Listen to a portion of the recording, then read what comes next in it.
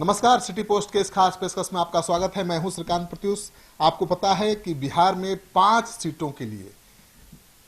विधानसभा सीटों के लिए उपचुनाव होना है और उपचुनाव की तारीख की घोषणा भी हो गई है। घोषणा होने के बाद राजनीतिक दलों की बेचैनी बढ़ गई है। सभी दल चाहते हैं कि उनको एक सीट मिले और उस पर वो चुनाव लड़ें, अपना दमखम दिखाएं, क्योंकि मुख्य चुनाव से पहले होने वाले उपचुनाव के परफॉर्मेंस के आधार पर ये तय किया जाता है कि पार्टी का क्या परफॉर्मेंस होगा। तो हर पार्टी चाहती है कि उपचुनाव में उसको कम से कम 1-2 सीट मिले। सीट 5 ही है और महागठबंधन में कई घटक दल हैं। सभी घटक दल ज़्यादा से ज़्यादा सीट चाहते हैं और खबर जो आ रही है कि कांग्रेस पार्टी कम से कम 3 विधानसभा सीटों पर चुनाव लड़ना चाहती है और 1 लोकसभा सीट पर। समस्तीपुर लोकसभा सीट है जहां पर खाली हुआ है रामचंद्र पासवान के निधन के बाद, वहां चुनाव होना है।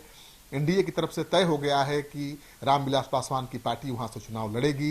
हो सकता है कि रामचंद्र पासवान के बेटे चुनाव लड़ें, लेकिन महागठबंधन में अभी कुछ भी तय नहीं हो पाया है और कांग्रेस के जो बिहार प्रभारी हैं, कांग्रेस के जो केंद्रीय नेता हैं, लगातार बिहार में जमे हुए हैं और अपनी पार्टी के नेताओं के साथ बातचीत कर रहे हैं। तेजस्वी यादव से भी राठौर ने मुलाकात की और सूत्रों के हवाले से जो खबर आ रही है, तेजस्वी यादव ने साफ कर दिया है कि उनकी पार्टी ही सभी विधानसभा सीटों पर उपचुनाव लड़ेगी और कांग्रेस इसके लिए तैयार नहीं है। सूत्रों के हवाले से जो खबर आ रही है कि कांग्रेस पार्टी कम से कम 3 सीटों पर चुनाव लड़ना चाहती है और आरजेडी 1 सीट भी छोड़ने को तैयार नहीं है।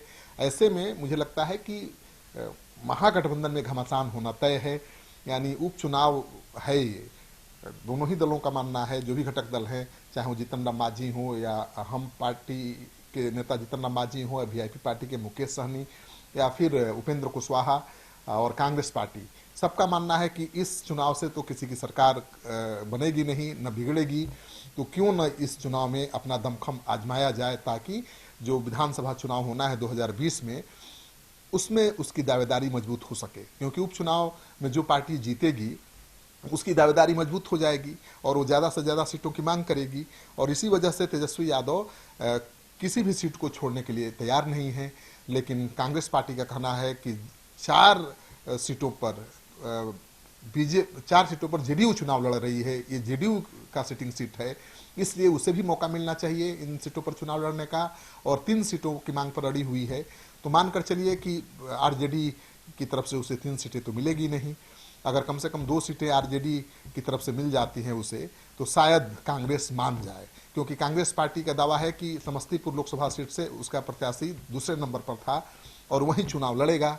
तो लोकसभा की सीट तो कांग्रेस को मिल जाएगी, लेकिन विधानसभा सीटों पर जो दावा कांग्रेस का है उसे तेजस्वी यादव खारिज कर चुके हैं। लेकिन कांग्रेस के अंदर खाने से जो खबर आ रही है कि कांग्रेस पार्टी काफ़ी नाराज है और उत्तर प्रदेश में जिस तरह से प्रियंका गांधी ने महागठबंधन को नज़रअंदाज करते हुए सभी 11 सीटों पर अपना उम्मीदवार उतारने का फैसला कर लिया है, उसी तर्ज पर बिहार में भी कांग्रेस पार्टी अगर बात नहीं बनी आरजेडी के साथ तो सभी विधानसभा सीटों पर और 1 लोकसभा सीट पर अपना उम्मीदवार उतारेगी, यानी अकेले चुनाव में अपना दमखम आजमाएगी। अगर कांग्रेस पार्टी को थोड़ी भी सफलता मिल जाती है तो 2020 के होने वाले विधानसभा चुनाव में ज़्यादा से ज़्यादा सीटों पर उसकी दावेदारी हो जाएगी और कांग्रेस के जो नेता हैं, स्टेट लेवल के नेता हैं, वो आधिकारिक तौर पर भले कुछ नहीं कर रहे हैं, लेकिन सिटी पोस्ट को जो खबर मिल रही है उनके हवाले से कि कांग्रेस पार्टी इस बार आर पार के मूड में है। अगर तेजस्वी यादव विधानसभा की सीट नहीं छोड़ते हैं उसके लिए, तो अकेले चुनाव मैदान में सभी सीटों पर चुनाव लड़ने का ऐलान कर सकती है। इंतजार करिए, 1-2 दिन का और समय है, कांग्रेस पार्टी इंतजार कर रही है। कांग्रेस पार्टी के प्रदेश स्तर के नेता आला कमान को ये संदेश दे चुके हैं कि अगर आरजेडी उनको 3 सीटें नहीं देती है तो उसे अकेले चुनाव मैदान में उतरना चाहिए और इस चुनाव के बाद तय होगा कि महागठबंधन के साथ कंटिन्यू करना है या कोई और गठबंधन बनाना है या फिर अपने बलबूते पर चुनाव लड़के संगठन को मजबूत करना है। हालांकि ज़्यादातर कांग्रेसी गठबंधन से अलग होकर अपने बलबूते पर चुनाव लड़ने के पक्ष में है और उनकी नज़र नीतीश कुमार पर भी है, क्योंकि नीतीश कुमार के प्रति कांग्रेस का हमेशा से सॉफ्ट कॉर्नर रहा है। नीतीश कुमार भी कांग्रेस की बहुत मदद कर चुके हैं। आरजेडी के साथ जब चुनाव वो लड़े थे तो कांग्रेस के लिए सबसे ज़्यादा सीटें उन्होंने दिलवाई थी और पहली बार कांग्रेस पार्टी बहुत लंबे अरसे के बाद इतनी ज़्यादा सीटों पर चुनाव जीतने में सफल भी हुई थी। तो नीतीश कुमार और कांग्रेस पार्टी का संबंध सबको पता है।